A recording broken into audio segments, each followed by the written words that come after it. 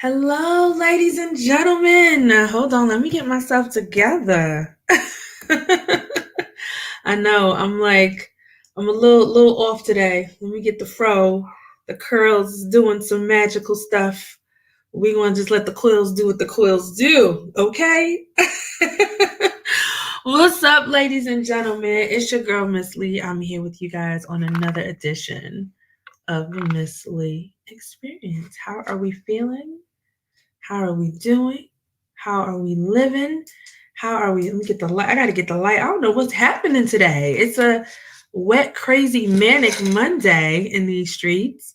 But I am happy to be here. And my cat is over here chewing on something. I don't know. I feel like she's teething most of the time, but it is what it is.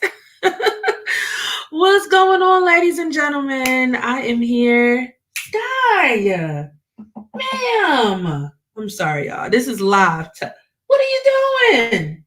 I gotta talk to her like she my kid. What are you doing? She's just so extra. Oh, guys, I'm just saying. Yes, it's your girl, Miss Lee. I'm here. It's another edition of the Miss Experience. Today is a different topic, a different show, a different feel, a different vibe. That's what we're getting into today. It's all about the hot topics. That's what tonight is all about. Hot topics. It's just hot topics. So much has been going on across the world. So much is going on across the states. So much is going on with people. And I felt that it was only necessary that I do a show just on what's going on. And I think it's always good to have some things to talk about, right? And some things to kind of marinate on and kind of get it all together as we embark on this world a year past COVID, because we're a year since COVID kind of transpired. So we are in this world trying to survive, trying to maintain, trying to keep our sanity, trying to just keep things afloat the best way that we know how. Very difficult for some. And that's just me speaking from my own experience. It's very difficult for a lot of people, So how have we been doing and how have we been surviving? And these are some of the things that I want to talk about today with these topics. I'm sorry. Sky is extra today. I think I need to come get your kid.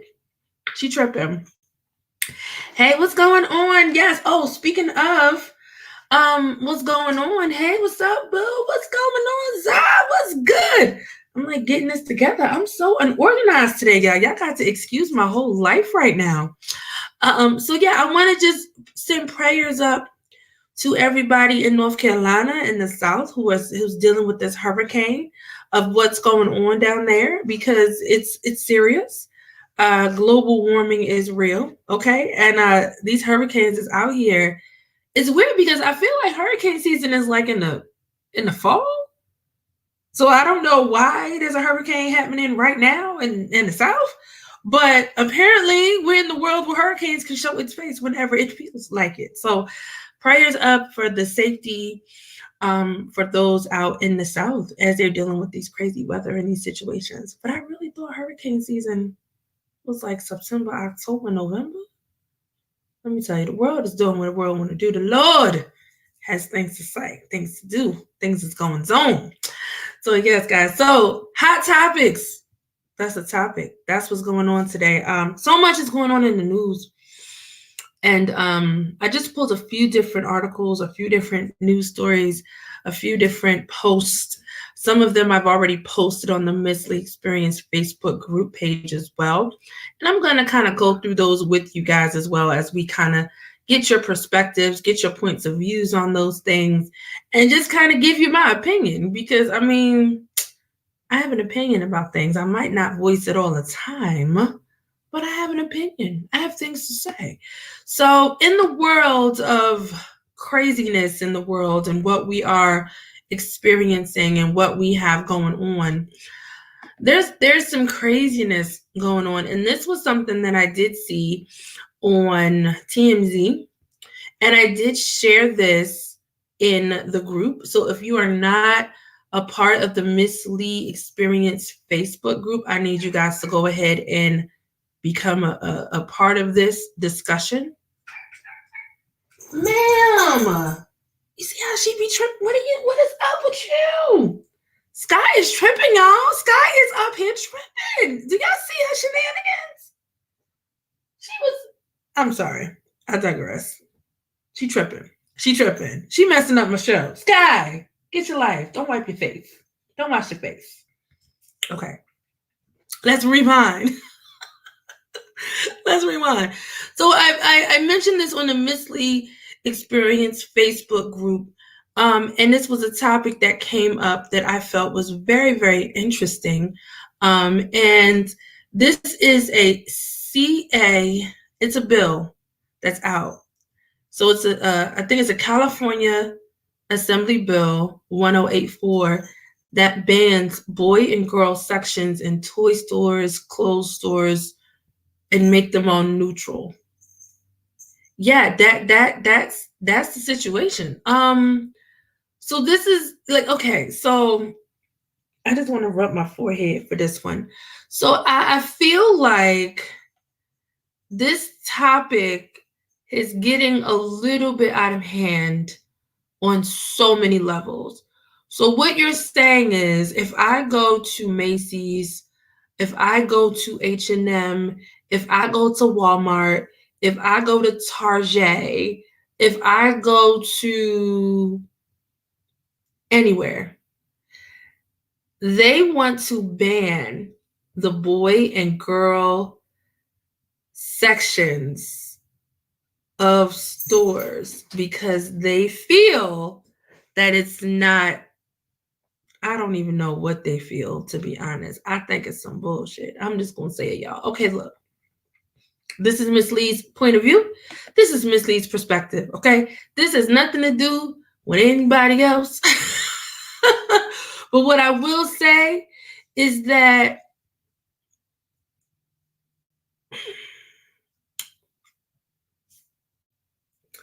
this is some colonizer bullshit. Can I just say that, y'all? I'm sorry. This is some colonizer crazy bullshit. Let me tell you something. Black people, Asian people, Hispanic people, yeah, right. Look, yeah. Hispanic people, Eastern European people, this ain't no melanin people issue. So you want to put a bill that says stores cannot have boy and girl clothing sections and can have boy and girl toy sections. Everything should be the same. But it's not the same. And this is the issue I have with, I can't even get my thoughts because I'm so irritated by this. I've had conversations with my friends in general, like just private conversations about gender neutrality and pronouns and all this other stuff. I get it. Everybody wants to identify in the way that they want to identify in the utopianness of their mind of where they want to be. But at the end of the day, your DNA says you're a boy and your DNA says you're a girl. Your DNA says these are boys' clothes, they're pants. Their DNA says these are girl clothes. There's bras. Okay, that's girl attire. There's DNA that says, hey, girls wear tampons. There's DNA that says boys wear jock straps. Like, these are just genetic things. You don't need to get a gender neutral section in Toys R Us or Kmart or Walmart to say that there should not be a boy and girl section. Normal people don't care about this. I just feel like these colonizers are out here doing the work of the enemy. And I'm not trying to go religious, but this is just seemed too much. This is just what agenda? What is I don't have words. When I saw this and I posted this in the group, y'all comments was off the hooks. Y'all was just like, wait, what? Wait. This is some colonizer shit. This ain't no black people shit. This ain't no melanin of any level shit. This is some old crazy shit. Are you offended that you feel that you can't buy your young boy a doll? Just buy the damn doll. Who cares what section it's in? I feel like everybody has a mentality where they want to be included and accepted. So you're making rules to make you feel included and accepted, when there's actual discrimination laws specifically geared to women and people of color that say that this is not accurate and this isn't true. But I'm going to go ahead and say my sexuality is something that I need to change a law that says my little boy can buy a doll, and it can't be in a girl section. It should be in a neutral section. But everybody knows it's a fucking doll. I'm sorry. I digress. I'm with you. It's absurd. It's getting out of hand. These lines, I feel like legit, y'all. Like, I feel like we are legit in the end of days. Like, these are some other agendas that's going on right now that we need to really understand and focus on. Like, this is deep. This is deeper than just humanity. This is on some whole other shit. Like, I just can't explain what this is at all. It's getting out of hand. A boy is a boy. A girl is a girl. A toy is a toy. Buy your kid whatever the hell toy you want to buy your kid, y'all. Who cares what the toy? I don't care. If you want to buy your girl a Hot Wheels toy, buy your girl a Hot Wheels toy and live your best life. We don't need sections in the store to say this is gender neutral toys. These are just because at the end of the day, if you want to do this for girls and boys, what about men and women? So you saying because I'm a girl, I can't go buy a male hoodie in the male section of Nike? I got to stay in the girl. I'm going to buy whatever hoodie I want to buy because I want to buy it with my money. Am I venting? I'm sorry. I digress. But yeah, this is a bill that is trying to be passed in California where they want to make gender neutral sections for kids. But as adults, we buy whatever the hell we want to buy. You are the parent. You buy whatever the hell you want to buy for your kid, however the hell you want to buy it. I can't with this stuff. I can't. Let me tell you, the government is on some I don't even know if this is the government. These are like weird people I don't even know if I could blame this on Biden or whoever. I feel like, because again, to put a bill, like anybody can try to ratify something. Like, you don't have to be in the government to put a bill in place. You just need enough people to like bring it to the right person and like try to make this like happen. But like, it's crazy. Identity is identity. Like, if I came out and said, okay, at this moment, I'm not going to identify myself as Black. Well, Lee, what the hell is wrong with you? You're Black, though. Like, I just feel like people, it's just some sickness out here, y'all. This whole topic is irritating my spirit, y'all. It's irritating my whole entire spirit. Yeah. So I don't know. Look it up. It's CA Assembly Bill 1084. And it's crazy. And even the post on this, like from the original post from TMZ, people are really going in about how they hate life right now. Like, out of everything going on in the world, this is important. And it's really not. I digress. Ooh, hot topics, man. It's just, I told y'all I needed a show on just hot topics. It's just insane. All right, let's go to hot topic number 2. I didn't even put that one up there, but I'm going to go ahead and do it, though. I'm going to do it. Here we go. This is a topic. Slavery for life. This is the topic. This is, y'all, I know y'all like, what in the world, Miss Lee? What are you? So this is real. I posted this also on the Miss Lee Facebook group. And some of you guys looked at this and some of you guys completely looked to the left on it. And I wanted to look on the left of this as well. But as an educator, some of these different topics catch my mind in a different space. So this is the name of the story. The name of the story is Slavery for Life. And I know you guys have heard these stories of these colonizing states in the South. I'm just going to say that.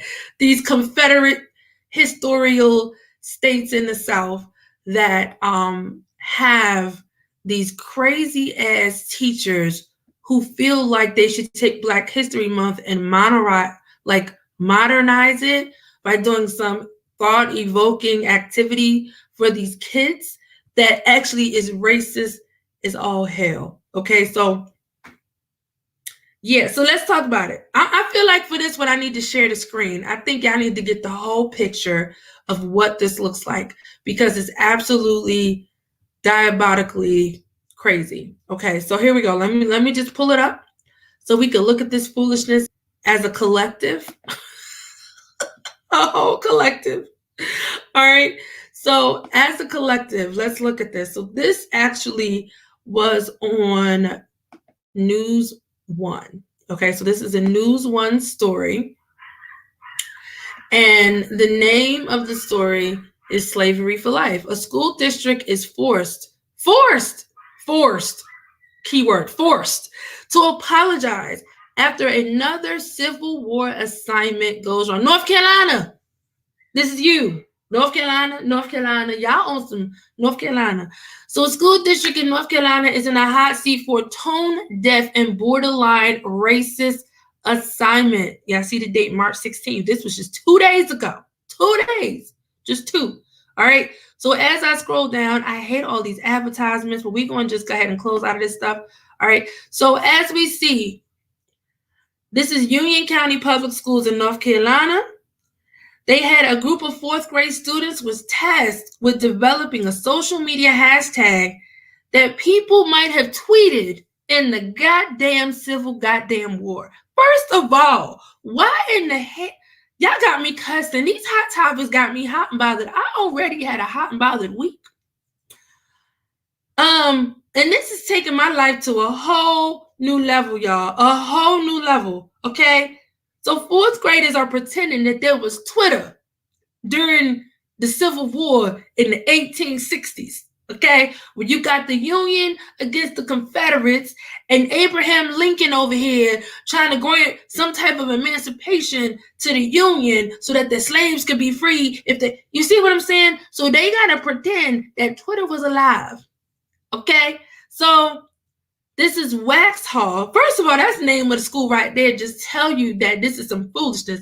Waxhaw Elementary School made up tweets saying things like slavery forever and slavery for life. So then a Charlotte student used the handle at Don't Stop Slavery and made a tweet that said, "You may not agree with slavery, but I do, and I'm honest about it. Hashtag slavery for life." You see how we are embedding hatred in kids that don't have, you're taught hate, you're taught racism, you're taught to disrespect humanity. This is not something you're born with because God is a reflection of all of us. It's not, you're not born to hate. They're learning this shit in the 4th grade. North Carolina. Like, you know what? Not trying to be funny. I have my friends in North Carolina. I got peoples in the North Carolinians, South Carolinians. Like, I'm being honest. Like, I get it. It's great to live in the South. It's great to, have land. And, I don't understand why Black people even live there. I know why, but, like, shit like this make me want to pack my shit and move. I just feel like I'm praying for y'all down there. I'm praying for y'all. It's really sad that these kids. Another student tweeted not wanting to leave the country and staying put with their slaves using the hashtag slavery forever. The staff apologized after the story made the news. Come on, y'all. Come on now.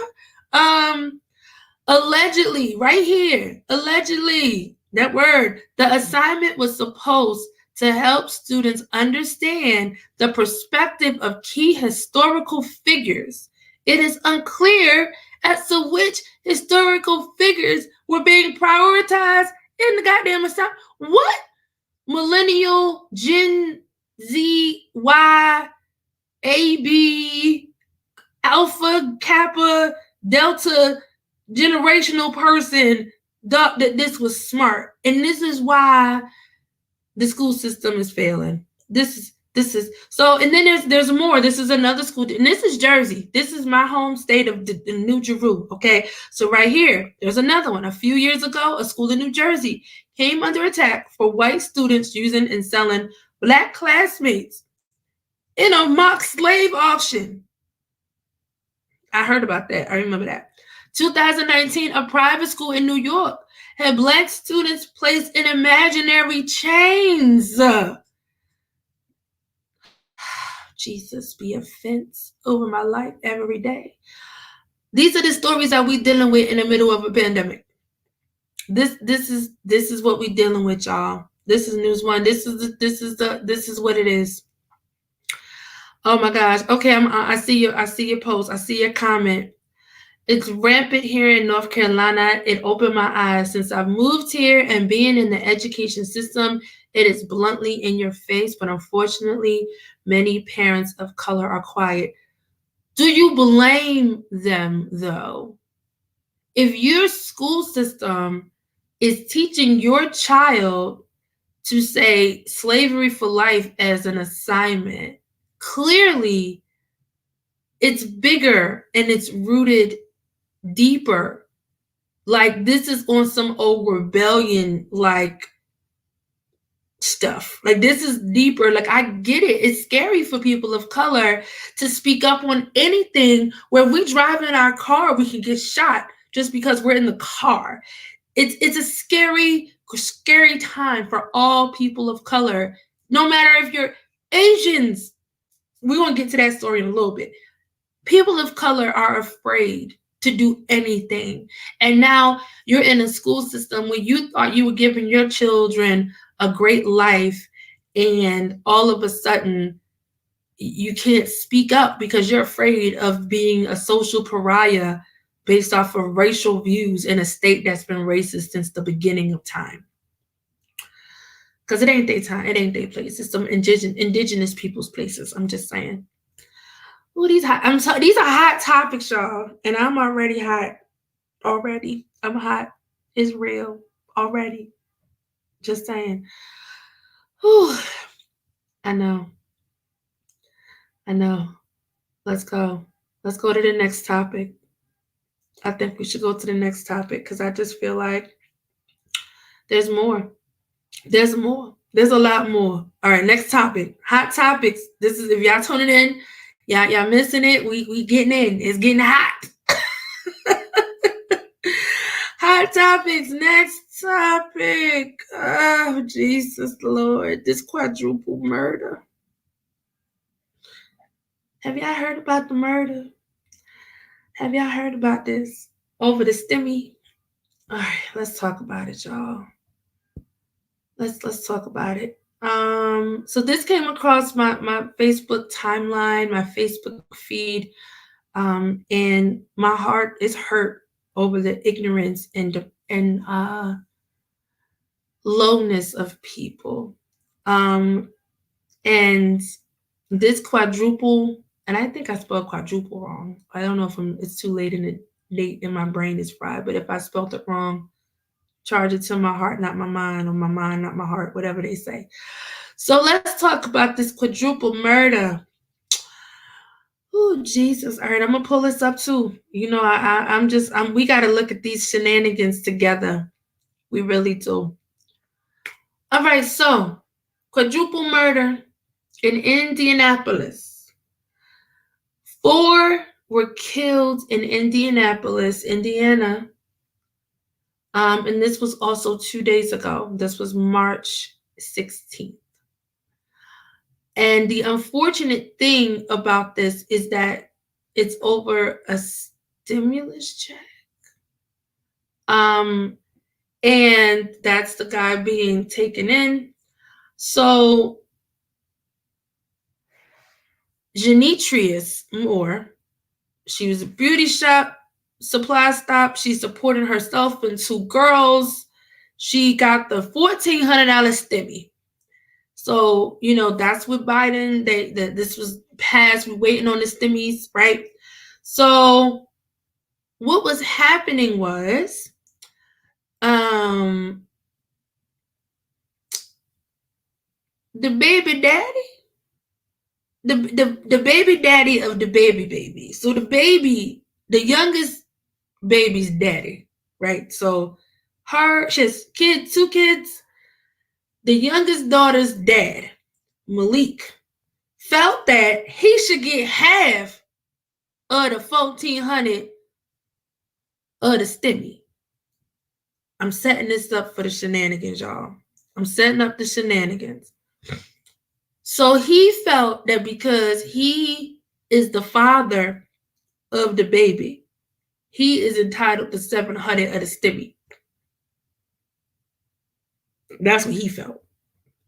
When the stimmy is really helping parents take care of the baby, there's no ownership to the $1,400 by the parent. I mean, it's on behalf of the child, right? So what happens is, I have a kid, daycare expenses, food expensive, I might have gotten laid off from work.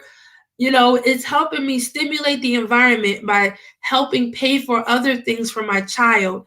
Virtual learning, they might need glasses, they might need, clothes if they're going back to school.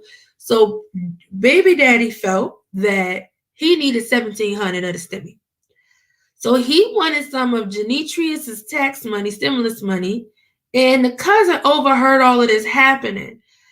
She just got her money, and he wanted half. She said, no, you don't deserve it. I work. I take care of this baby. This is what she said. This is the cousin is reporting what she heard, y'all. She said, no, you don't deserve any of this. I work. I take care of our child. You don't do anything. He said, I really want half. She said, I'll give you $450. So she was even like, bet, I'll give you $400. Take it or leave it. First of all, why? Never mind. He says, I'm going to get that money. So this was all the day before, right? So this is all the day before the murder happened. So Genetria is outside looking after her car when old baby daddy walk up. He gave her an evil look and walked off. Then he came back. After he came back for the second time, 4 people were dead. The mother of his child, the baby was missing, and the ex-con was on the run. So, Genetrius was killed, the 7-year-old daughter was killed, Eve, her brother, Daquan, and her mama, Tamika, and her cousin, Anthony Johnson. He came back to the house asking, where's the money? They're like, what money? What are you talking about? He said, what? Where's the money? Where's the money? He started going through her purse. Daquan was trying to save his sister. He was taking up for his sister. He stood up and said, you cannot have the money. You cannot have her money. That's when she said he pushed Malik, pulled the gun out, and started shooting. He shot Daquan first, shot Anthony, turned around, shot Auntie Tamika. Auntie was like, Malik, what are you doing? Bam, shot her again, came back, shot Daquan again. Somewhere in the middle, the little baby got hit. She was screaming. This is killing my heart, okay? He took his daughter to the car, re-entered the house to get milk. How you shoot up the house, take the baby, come back in the house, get some milk?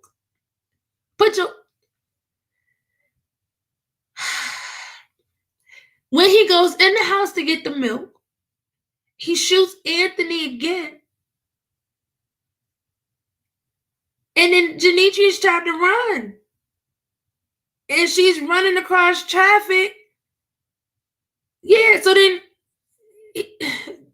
look, y'all, this is the most saddest, heartbreaking, craziest thing I've ever heard. And I hurt for that baby. I mean, if this isn't a sign for women to watch who you lay down with, I can't excuse the mental state of this crazy deranged man for you to shoot up the house over $1,400.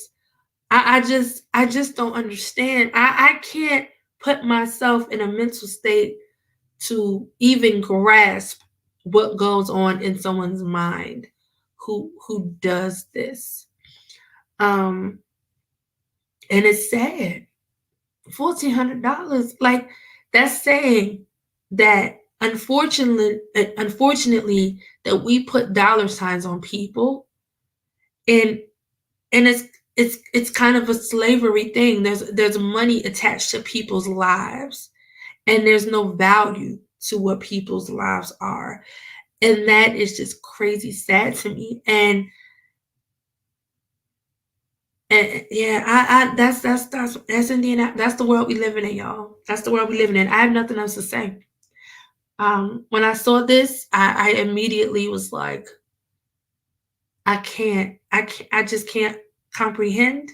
I can't understand. This was like premeditated murder. This is life without parole 4 times over.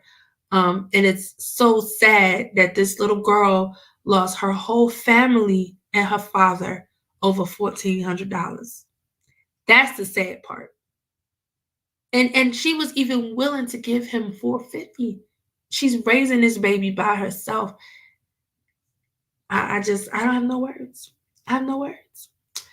Hot topics. Hot topics. I said this is what we doing. It's hot. Hot topics. We got more. There's more. There's so much more. Oh, Lord. Okay, let's see. Where should I go next, y'all? Where should I go next? Let me think. What y'all think? Let's go. I'm going to save my sorority sister for last. I'm going to save her for last. I feel like we need to save her for after the shenanigans. Let's go to COVID land. Let's go into COVID land. I think we should go to COVID land because COVID land is what's popping right now, right? So COVID-19 is real. There's vaccinations everywhere. The world is trying to open up. The world is trying to become some form of normalcy, which I feel still that it's never going to be the way that we thought it was going to be. Girl, wait, before we even go there, I got to put this up. Absolutely heartbreaking, sad, all of the above, just horrible. COVID, vaccinations, all this stuff. So I've had these talks with my friends about the vaccine. I've had this conversation with coworkers about the vaccine. I've talked to my family about the vaccine. I've had family interventions done on me to convince me to get the vaccine. I've been in a lot of circles where the vaccine is something that people are into, and power to you. I'm just not. Sorry. And I'm not saying I'm not because I don't believe in vaccinations, because I do. I mean, they're important. I just don't believe in experimental vaccinations. That's just me. And after talking to my sister, who is a loopy warrior, gotta put my L up for lupus, and she talked and enlightened me as I was reading through some things about the vaccine, that it is an experimental emergency vaccine that's not approved by the FDA. And the way that the vaccine, and this by means is not a conversation on anti this or anti that. Everybody has a choice. And a lot of times we jump into things based off of fear as opposed to using knowledge, right? Sometimes we just go off of things, impulse, without really diving deep and understanding for ourselves. And we move on impulse, not on knowledge. So after talking to my sister, talking to family members, etc., it is an emergency vaccine that's not approved by the FDA. It's approved for emergency use. After looking deeper into it, the FDA needs 3 years of testing before it's an approved vaccine, which means the trial period started with these vaccines, with these pharmaceutical companies going out there and pushing it on every American, right? And across the globe. Because the more cases of people who have the vaccine helps proves their success rate to the FDA to make it approved. So if you got the vaccine, you are the case study test dummy before it's approved. So all of your love and all that stuff that you got the vaccine, it's helping the cases of how many people got it and what is the statistics of the case study. Normally, case studies, trial testings, and clinical trials, you get paid for those things. You do. You get paid to do clinical trials. You get compensation. To my mom, she did a case study for her illness, scleroderma, and she was compensated in the trial. There was benefits to her by taking a part in the case study. So I thought it was odd how the government, and I don't want to put my conspiracy hat on, was pushing the agenda for Americans. Get the vaccine, get the vaccine. Tyler Perry, tell them to get the vaccine. Oprah, tell them to get the vaccine. This person, tell them to get the vaccine. Oh, they're getting all these celebrities to come on and coerce the community to get something because they know the community doesn't read and the community is ignorant. Most of the community, I'm not saying all. So if you got the vaccine, you getting the vaccine, bless your little heart, your spirits. I'm going to wait till 2024 when the FDA says, hey, this is a great thing. And then I'm going to go ahead and make it do what it do. Praying for y'all in these 3 years. And if y'all turn into a zombie, I'm blowing your heads off. That's just what it is. I'm just playing. I'm not, but I might. I'm just saying. So sometimes as people, we need to ignore the noise and kind of have intellectual conversations of ourselves, because and the conception is, I got the vaccine, I don't need to wear a mask. I got the vaccine, I'm good to travel. They're putting this agenda, if you get the vaccine, I can now fly over here. So it's like, if I want to travel to Belize, I got to get the vaccine when it's not even approved to be used. Like, ladies and gentlemen, sometimes we got to take a step back, not be impulsive out of fear, because fear is nothing but the enemy, right? That's the enemy's thing. And think, just take a moment and think. As a teacher, they got Baltimore County Schools like giving us special sign-up dates for teachers. Other teachers is like, Miss Nita, you getting it? No, ma'am, no, sir, no ham sandwich. I am not. I will wear a mask. I will get my Theraflu. I will wear a hot toddy. I will drink some hot toddies. I have sinuses and allergies, and I have autoimmune illnesses in my family. A lot of us have underlying health conditions. And I saw one of my friends post on his Facebook page, we out here rushing to get the vaccine, but don't have a primary care physician. And that hit home for a lot of people. How many times do you go to the doctor, but you're rushing to get a vaccine? Some things we need to put priorities on the list. Say all that to say, oh, come on now. Come on with it. That's why I refuse to take it. There's not enough data. It's not. All of you that are getting the vaccine, you are the data that's being collected. You are the data.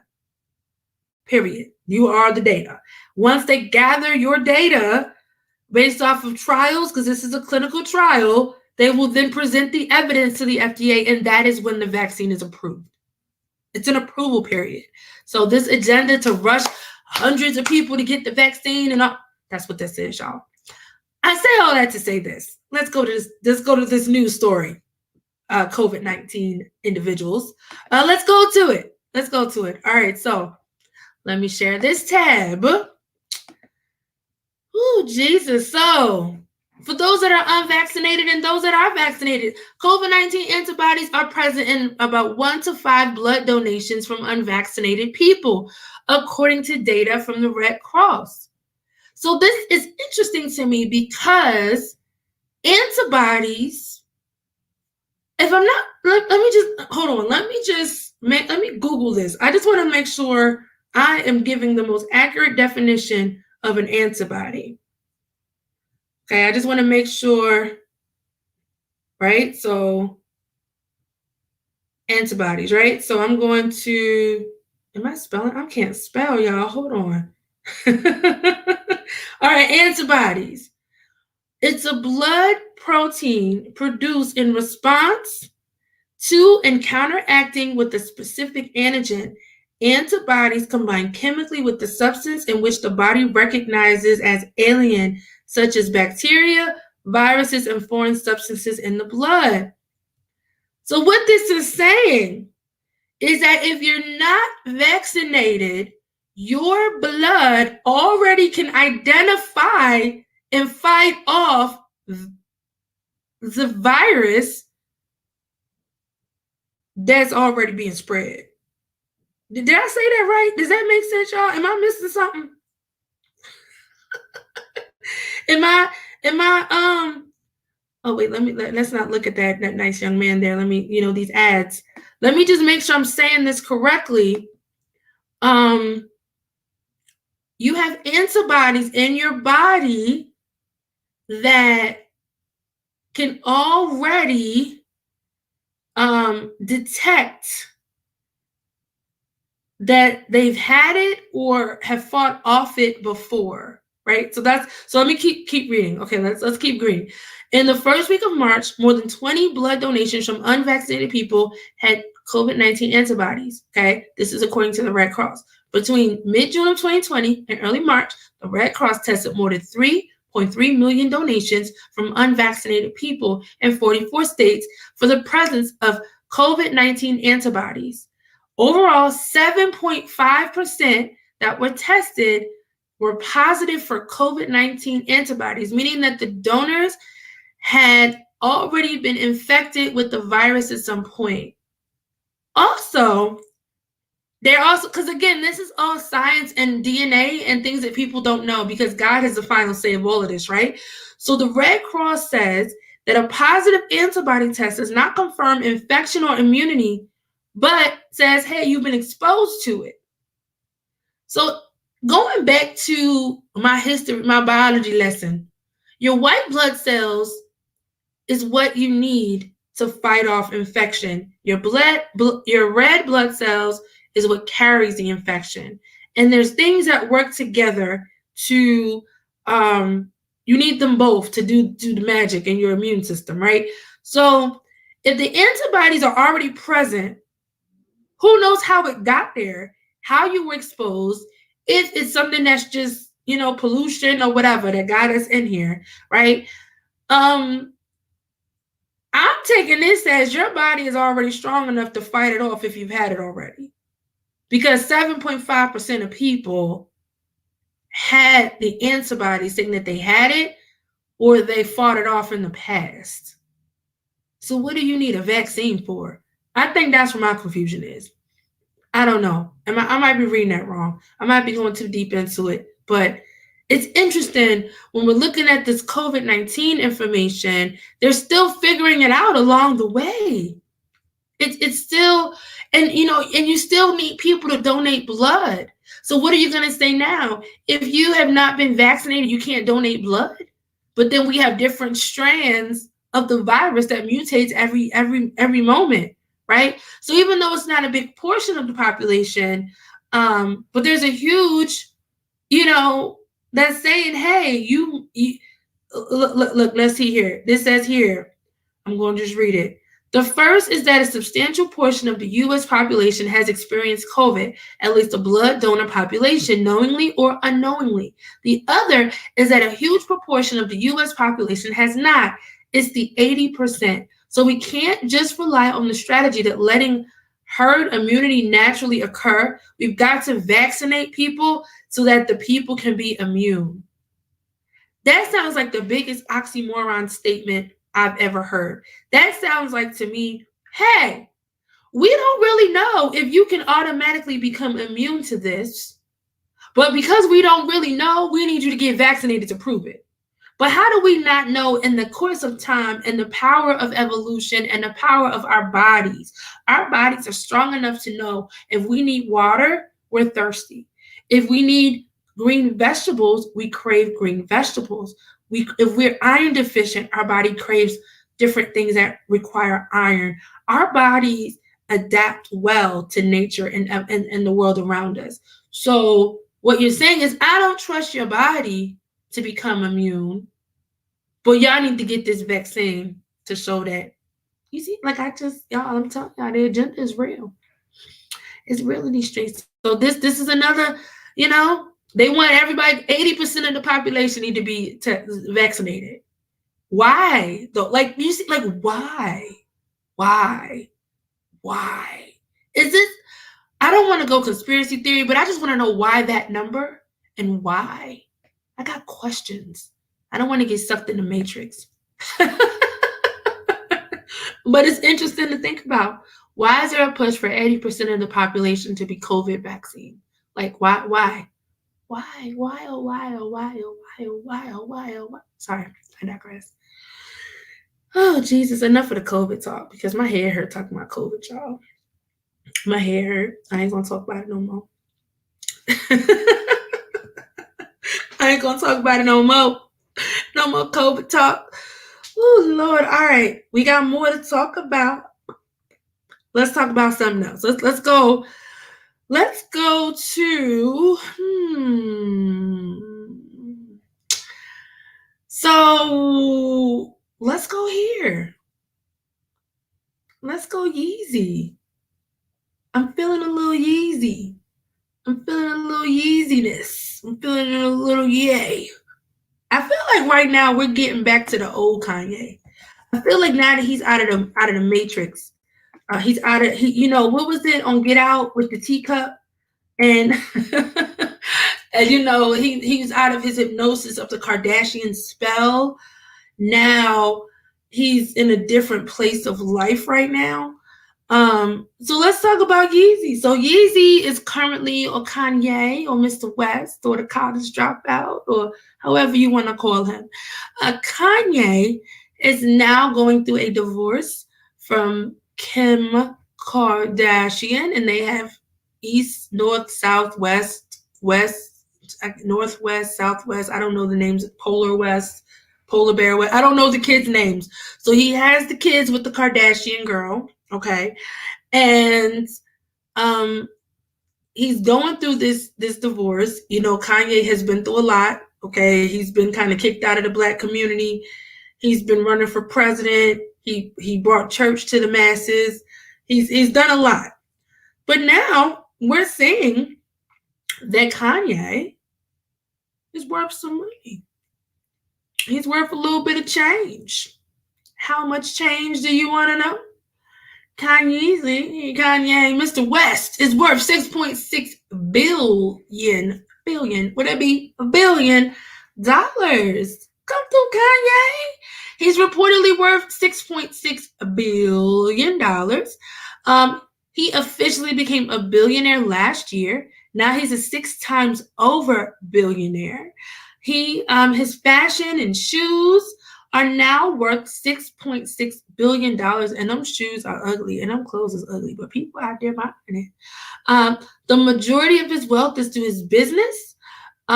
He currently partners with Adidas, with the Gap, and this is all as of February. He has $1.7 billion in other assets. He's also invested in Kim's shapewear. Okay, so as long as Kim is making money on shapewear, he's invested in that, so he got the money rolling. His music catalog is worth $110 million. He owns $122 million in cash and stocks. Whew. Talk about money on a level of, what was it on Baby Boy? You need to own things that appreciate with value, right? That's what old boy said in Baby Boy, the appreciation part. I feel like people of color, we miss the value growth in the things that we own. We're very materialistic. How many of us own stocks? How many of us own and invest in businesses? How many of us put our monies together to grow something, to make it magical? Like that those are all the beginnings of long-term generational wealth, which is uber amazing. So Kanye, he out there in these streets. Come through, Kanye. You know what I'm saying? 6.6 billion. That's him. Yeah, he's about that life. Some good news, right? Some good news. I said we rock with it. Yeah, so much. We got more hot topics. I know I'm just flowing through these topics. I'm saving the good stuff for last. The good juicy stuff. Oh, let's see. Where do I want to go? Let me take a sip of my little cran mango juice.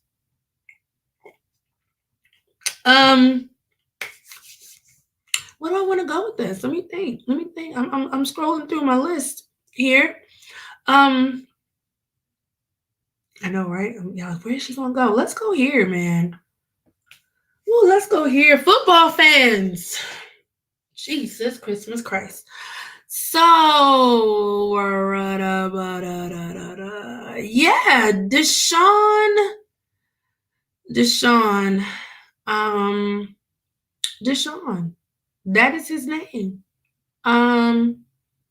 Deshaun. If you don't know Deshaun, yeah, so there's some stuff going on with him. Oh Jesus, let me pull it up, y'all. Here we go. He's being investigated. And this isn't the first time we have experienced a football player or an athlete involved in sexual allegations. This is not the first time, but you know, this is what the life we live, and this is like live right now. So let's get into it. So the NFL is launching, and this is per TMZ, because you know they are where the news happens, an investigation to interview the accusers of Mr. Watson. Deshaun Watson is being investigated by the NFL because 9 women who are saying that he has made some sexual misconduct claims against this quarterback. Oh, Lordy. So, apparently, the league is aware of 3 lawsuits from female massage therapists who said they were assaulted by this quarterback. And they're looking to hold some interviews. First of all, never mind. I'm going to keep going. They don't know if these women are going to cooperate because their lawsuits are pending. But now there's 9 women. So it went from 3 to 9. They're all saying that at this massage situation, this is some, what was this, Jeff? What's the dude that killed himself in a prison with the islands and the, yeah, know what I'm talking about. Yeah, so Watson is denying. He has not been charged or even named a person of interest. But they feel like when the NFL feels like if an accusation is awry, they need to take it seriously, which makes sense. You know, and again, this is something Ezekiel Elliott had the same thing. Like, this is not new in the NFL, but I'm trying to understand who these massage artists and what were they doing? What happened? I need the tea. I wonder, like, what are you doing to the massages? Like, how do you sexually assault them? Like, are you asking them for a little happy ending? Like, I'm trying to figure out, like, what happened. I need the tea. Just saying, I need the tea. I need to know what's going on. I need to know. I do. So we're going to find out what's happening with Deshaun. You know, first of all, we're in the middle of a pandemic. Who are you getting rubbed down by? That's my next question. Who rubbing you down in the middle of a pandemic? Did they have gloves and a mask on? How did you know it was a woman? I got questions. Got a lot of questions. More hot topics. All right, it's time to get down to the nitty gritty. I'm ready for it. I hope y'all ready for it. We have 2 nitty gritty topics coming up. And this one, I'm gonna go. No, actually, I have 3. And this, since we're talking about the spy, and we're talking about what happened in Atlanta, like the whole massage thing, right? So let's talk about this because it's real. First, we had some Asian hate when that other president was talking about the China virus, right? So that was some hate and discrimination that kind of came to our Asian community. But now in Atlanta, we have some hate that ended in violence. And this is very, very sad that Asian Americans are suffering just, if not as worse as African Americans, when it comes to the colonizers of this world, right? So yeah, man, this is real, y'all. People of color, of all colors, are going through something so real right now. And 2 of the 8 people that were killed, they were killed at this Asian massage spa, and they lived in the spa that they worked at. So it probably was like a double-decker kind of like house on top or apartment on bottom or something like that. And what they're saying is that when Asians are killed due to these crimes, the level of importance and recognition is not on the same level as other cultures. And that tells me that the way that we value life is way different based on the color of our skin. A life is a life. Doesn't matter what you look like. And I think it's a really big issue when you have Asian Americans feeling like their murders aren't as important as Black murders or Latino murders or trans murders or alternative lifestyle murders, right? So there's no motive for the shooting. A suspect is in custody. And it's causing a lot of eyes to be opened due to this horrific crime that happened in Atlanta. And it says here, anti-Asian hate crimes have doubled during the pandemic. And it's racist rhetoric. And it started with that guy in the White House before the guy that we have now. The China virus, Kung flu, like all these different things. And the Asian community is hurting, just like the African American community, just like the Hispanic community. We're all hurting. And I think this is a big cry for help and love and support and solidarity for all of us, because we're all in this world together, and it's very disheartening. And for anyone to feel like there's a target on their back because of the color of their skin or because of racist claims that someone of power says, it's a very sad thing. It's a very, very sad thing. So prayers and prayers and prayers. They even released some information of the victims. So there was a 33-year-old, 54-year-old, 49-year-old, 44-year-old, 30-year-old. I mean, these are all young, hardworking individuals. We know we have the picture of the suspect. He faces 8 counts of murder and 1 count of aggravated assault. And he was allegedly on his way to Florida to do some more like bad stuff, man. Yeah, this is a hard time, man. This is real. It's really real. But we're gonna keep our fellow Asian family members in love and hugs, because it's hard in these streets, y'all. It's hard. It's so hard. Oh goodness. All right, we getting down to the nitty gritty. I done got through a lot of the hot topics, right? I got through a good chunk of the hot topics. We're building our way on up. Didn't I say we was building our way up? I did say that, right? So let's go here, because this topic relates to the next topic. So these 2 topics go together. So I'm going to go here. Did y'all see the interview? Did y'all see it on Oprah? Did y'all watch the Meghan and Harry situation? This was 2 weeks ago. Meghan and Harry were sat down with Oprah. And, they're no longer a part of the top level of regalism, elitism over in Europe. They're like regular people now. So they're like, what are they? They're still royals, but they're not like paid royals. I think that's what they said. So they're like a different level of royalty. They don't, like Prince Harry is living off of his mother's fortune. That's how he's able to be and take care of his family, along with all the other business ventures that he's doing. So I don't know if you guys saw the interview.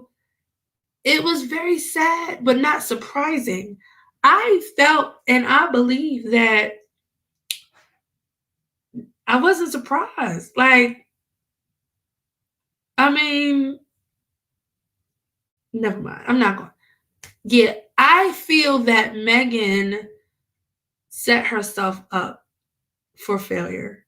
Like, look, in 2021, when you date someone and you get serious, you telling me you don't Google and try to figure out what it's like. And I just didn't understand how she went into this royal world completely oblivious. Now, but when she did say that her mom didn't even understand the concept, she didn't know what happened to Diana, I don't know if I fully believe that, because her mom, I mean, unfortunately, some people of color are ignorant to a lot of cultural things. I get that. But I don't know if I fully believe that she had no idea, like, about royal life or queen. Like, I don't know if I believe it, but hey, it is what it is.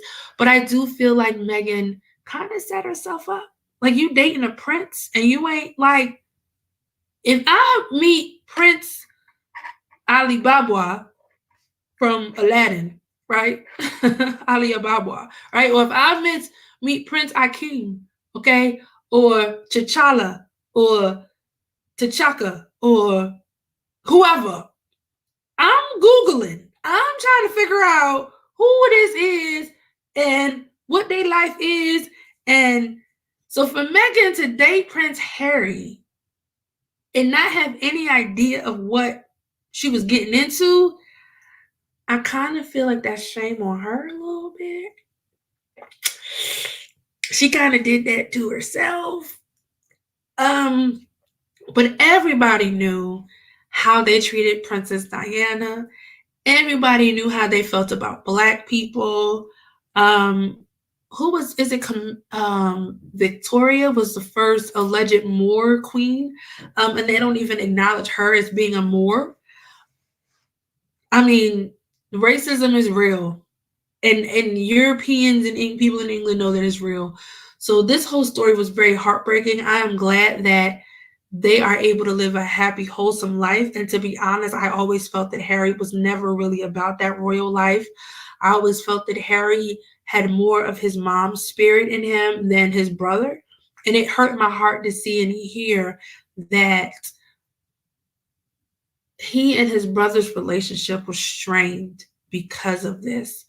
And I believe that they're stuck in the matrix. Like, they're stuck in a bubble of like mind warping. Like, and I don't think anybody can be healthy and sane. And I feel bad for those kids, you know, Kate and William's kids. Like, they're sucked into this bubble of, and it's just a sick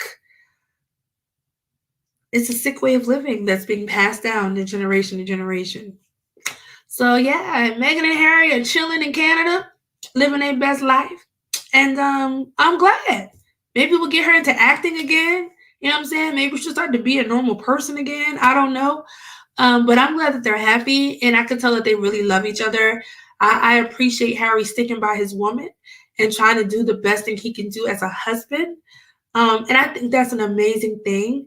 And I know, based on watching that interview, that it was scary for her and him to come forth and talk about it.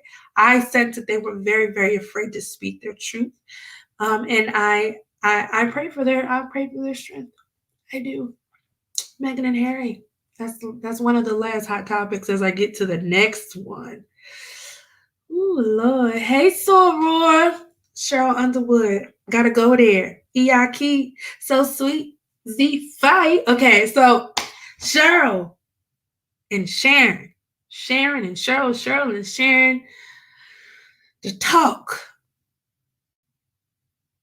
So with this being said, what I feel that I need to do, because I'm not going to give it justice, I want to play the clip of the conversation. And I want you guys to relive this moment And let's just take a moment of quietness and let's just embrace it for a hot second. Okay, so that's what we're going to do. I am going to get this going. It's all kicking off everywhere, isn't Let me it? see I here. mean, it's so divided. We all knew it was going to be divided, but Piers. Okay, here we go. I'm going to share this. We're going to watch this together. And let's get into it, y'all. Let's go hard. Ready? All right, so let's yeah. We're gonna watch this as a collective, mentally experienced family. And we're gonna embrace this as a unit. That is what we're gonna do. All right, let's go. Let's watch it. It's all kicking off everywhere, isn't it? I mean, it's so divided. We all knew it was going to be divided, but Piers, I think, look, people forget he's in a position because they pay him for his opinion. His opinion is what he keeps saying. He's a royalist, and there's nothing wrong with that. The generation he was born into, we were all taught to be royalists. We were all taught at school, you sing the national anthem. In our time when we were young, you went to the theatre, a cinema, they played the national anthem, everybody had to stand up. It's born in us. And his family are a military family. His brother is very high up in the military, and I think his father was too.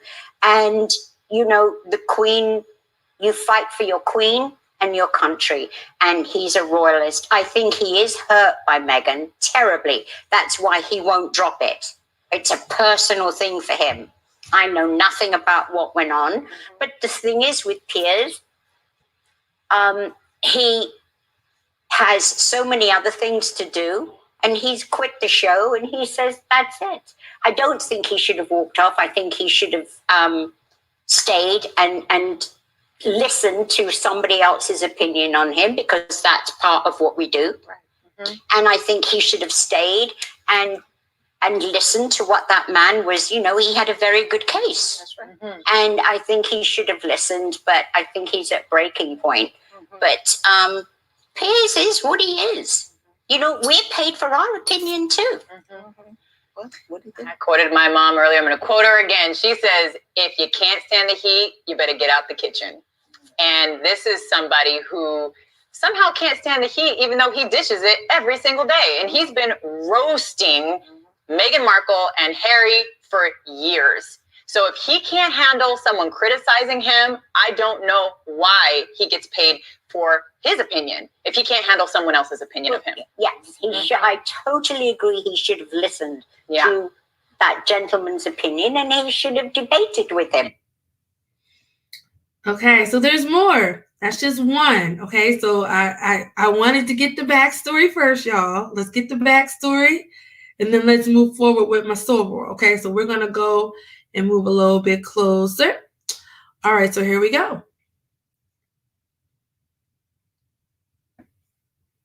When school isn't a place you have to be, why not go to school where remote learning can be as remote as you want? These are some plants I found hiking. Here we have a pine. Okay, here we go. So I really would like to know, because I've been knowing you for years since I've been here, and I've never seen anything come out of you other than, if I don't know, I'm willing to learn.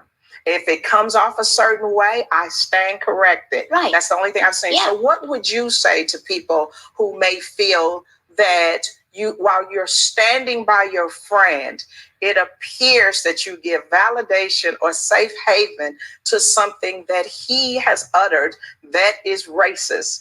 Even if you don't agree, am I saying it right? Okay, I don't know what he's uttered that's racist. I'm not trying to slide out of this one. Right. I don't know. Tell me, what has he uttered that's racist? Wednesday's episode of The Talk got intense as Cheryl Underwood confronted her co-host Sharon Osbourne for supporting Piers Morgan after he made controversial comments towards Meghan Markle following her sit-down interview with Oprah. Throughout the conversation, Sharon became very defensive over her friendship with Piers and even lashed out at Cheryl. Take a look. I feel even like I'm about to be put in the electric chair because I have a friend who many people think is a racist, so that makes me a racist.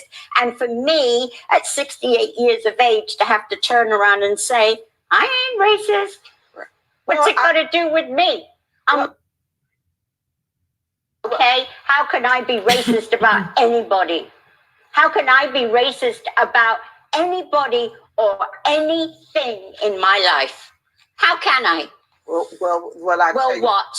we'll be right back. What? We have more topics, so don't go away. And I think we should stop this. I will ask you again, Cheryl. Yes. I've been asking you during the break. Okay. I'm asking you again. And don't try and cry, because if anyone should be crying, it should be me. This is the situation. Yes. You tell me where you have heard him say, educate me. Tell me when you have heard him say racist things. Educate me. Tell me. It is not the exact words of racism. It's the implication and the reaction to it. To not want to address that because she is a Black woman and to try to dismiss it or to make it seem less than what it is. That's what makes it racist. But right now, I'm talking to a woman who I believe is my friend. And I don't want anybody here to watch this and say that we're attacking you for being racist. And for that, if I articulated, I think it's anything, too late. I think that seed's already sown. But that is why I'm saying for me. I'm saying for me. I thought I was asking a question about the perception for other people. That's why I prefaced it with, I've never heard you utter anything racist, but I have felt that Pierce was racist in his stance against Meghan Markle. And the last time he was on this show, I said as much. I said it when he was on this show. And what was his answer to you? He didn't feel that it was racist. He didn't feel that the racial statements that he was making were racist. But I was talking to him. Okay, answer me this one, okay? Because I don't know. I don't understand. If he doesn't like someone, and I think this is for everybody who is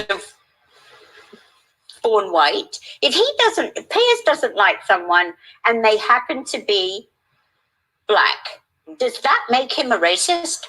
No. That's a no. No. Right. So why can't it be he just doesn't like her? Why does it have to be racist? It's almost like, I'm sorry, Cheryl. No, it's almost like yesterday when you were talking, Mrs. O, it sounded like he was really upset about, what you were saying is a royalist. Like he is just so like deep into he is. honoring the crown and honoring, and do I agree with what he said? No, like you. No, I do don't I agree. think he should have walked off set? No.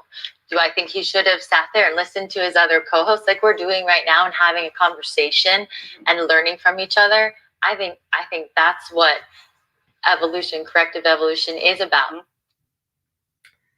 Okay, ladies and gentlemen, I'm going to just go ahead and stop sharing really quickly. So that was a lot to take in. And in thinking about this topic, I want to give all hugs and everything to Sora Shore Underwood because she held herself with the finest of elegance. I love trying to find my contact lenses. And I feel that she handled it well. And it was a clear conversation that some people not of color don't understand.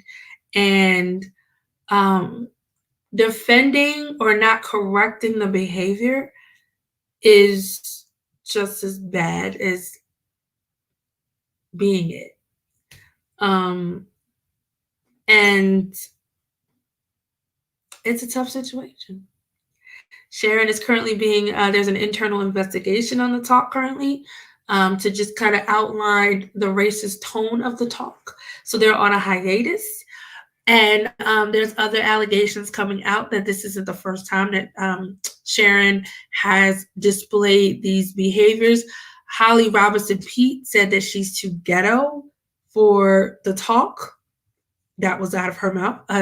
Holly Robinson tweeted that out. Said that something she did is too ghetto, or something along those lines. Her perspective was too ghetto or too hood or whatever it was. So I think it is real that people not of color don't understand. They fear what they don't understand, and some of them lack the ability to be compassionate, to humble themselves and say, hey, I just don't understand. Can you educate me in a non-combative way? I feel that in that whole conversation, Sharon was very aggressive. And I could tell, and it is one of those things when you have those old women, like they kind of get hostile quick, right? But it's kind of a situation where she needed to take a step back and just kind of say, okay, let me just think about this and just be quiet. And sometimes you're more powerful by being quiet, acknowledging the conversation and talking about it later. Get your thoughts together. But she kept pushing the issue and then saying, Cheryl, you better not cry. What does that mean? Like, it was a very uncomfortable situation. And I give all kinds of love and kudos to my soul world for handling herself amazingly. More to come. Woo! We made it, y'all.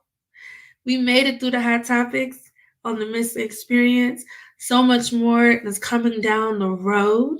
Make sure you definitely tune in and check me out as we continue this journey of topics, conversation, and experience. Definitely connect on my YouTube channel, the Miss Lee Experience, Miss Lee on YouTube. Miss Lee After Dark is coming. I am working on those topics, working on those conversations. More topics to come. I'm heavily contemplating on a prison to school pipeline conversation that we need to have with our young boys and how they are set up for failure to go directly to jail. And that's just a community type of conversation that I'm looking to have amongst some other topics. So hope you guys enjoyed the show tonight. Thank you for rocking with me. And I'll catch you guys next time. Stay connected on Facebook, YouTube, Twitter, Instagram, just Miss Lee, the Miss Experience, all them spots. And I'm here. Much love, blessings, and peace. Catch you guys next time.